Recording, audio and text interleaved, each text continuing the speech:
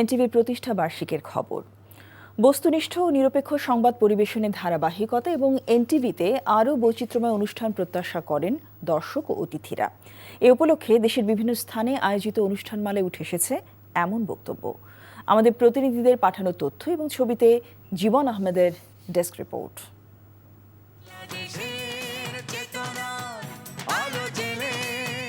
নারায়ণগঞ্জের মাদ্রাসার এতিম শিশু শিক্ষার্থী আলেম ওলামাদের নিয়ে কোরআন তেলাওয়াত প্রতিযোগিতা, মিলাদ দোয়া, কেক কাটা, বৃক্ষরোপণ সহ নানা আয়োজন করা হয়। এনটিভি সময়ের সাথে আগামীর পথে এই স্লোগান দিয়ে বাংলাদেশের প্রেক্ষাপটে যে নতুন দিগন্ত উন্মোচন করেছিল তা আজও সফলতার সহিত এগিয়ে যাচ্ছে। 22 পেরিয়ে 23-এ পা দিল। এনটিভির জন্য অনেক শুভকামনা। নওগাঁয় বর্ণাঢ্য আয়োজনের মধ্য দিয়ে এনটিভির প্রতিষ্ঠাবার্ষিক পালিত হয়েছে। কেক কাটার পর জেলা প্রেস ক্লাবের সামনে থেকে র্যালি বের হয়। র্যালিটি শহরের প্রধান সড়ক প্রদক্ষিণ করে প্রেস ক্লাবে এসে শেষ হয়। কক্সবাজার প্রেস ক্লাব মিলনায়তনে এনটিভির প্রতিষ্ঠাবার্ষিকীর কেক কাটা হয়। অনুষ্ঠানে গণমাধ্যম কর্মীরা ছাড়াও বিভিন্ন রাজনৈতিক সামাজিক সংগঠন সহ নানা শ্রেণী পেশার মানুষ উপস্থিত ছিলেন। সিরাজগঞ্জে প্রেস ক্লাব হলরুমে আলোচনা সভা, কেক কেটে এনটিভির প্রতিষ্ঠাবার্ষিক পালন করা হয়।